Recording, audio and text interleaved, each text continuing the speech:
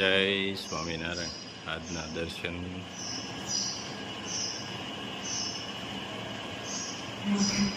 જય ગજાનંદ ગણપતિ મહારાજ, જય કષ્ટભંજન દેવ.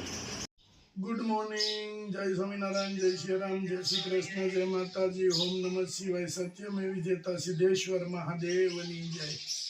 શેમ્પુ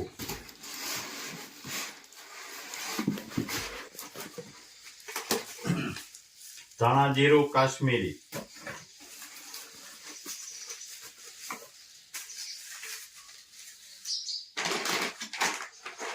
કાચરી 1 kilo, 2 kilo ને 500 લાખાડો હળદર. હજી એક પાર્સલ કરવાનું. બોક્સ ના ભાવે, બોક્સ નાના પડે છે હમણાં. બોક્સ ના ભાવે. મસાલો ને બધું થયું ને.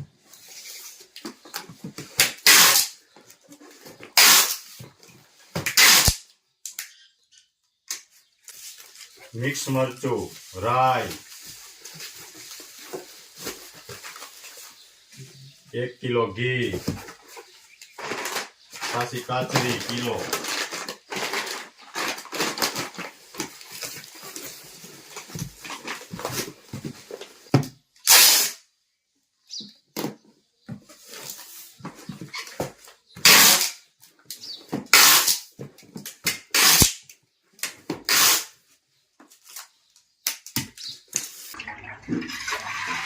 ઓરિજિનલ કાળા તલનું તેલ ઘાણીનું કે જે આપણે પીલાવીએ છીએ.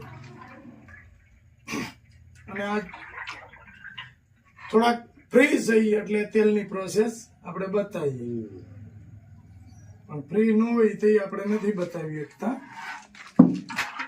આ બીજો ડબ્બો જાય છે.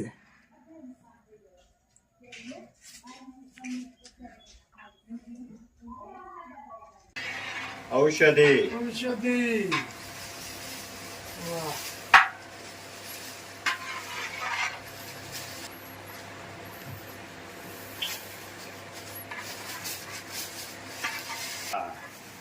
મીઠો લીમડો. હાલો હાલો, પલાળેલી ઔષધિ.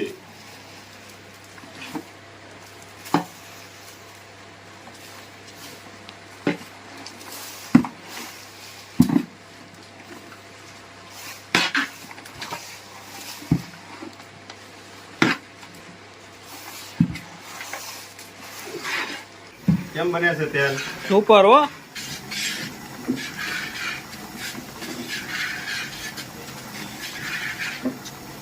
તેલ ઉકળી રહ્યું છે કા? હા, સુપર તેલ ઉકળે છે. સ્મેલ જોરદાર આવે છે. એ તો 5 ઘા સુધી આવે. જેમ પવન હોય એ બાજુ જાય. હા, મસ્ત મજાનું તેલ ઉકળી રહ્યું છે. પછી હવે બારે બેઠા છે ને અહીંયા જો પરચેવો રેબ જેબ. હા,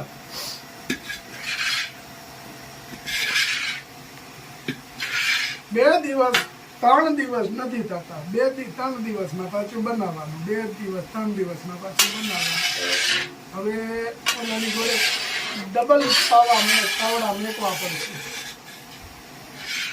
એક આ બાજુ અને એક આ બાજુ. તઈ ફોગાય છે. એ માટે ઘી લાવ્યા છે એટલે હમણાં તો બહુ સારું છે. હા, હમણાં ભાભીને સારું છે. જો ઢેફલા કાઢ્યા. ઢેફલામાં ઢેફલા. ઘી લેવા ત્યાં તો ઢેપલા બને ને કેતા પાછું. આ હું બનાવ્યું તમે? આ તમારા ઘીની ઢેફલી. વાહ. હા, હું ખણી. કાળ પડ્યો ઢાંઢા હું ખાઈને રહે. નીર નથી એ કે હું ખણી ખાઈને રહે. પેલા બળદ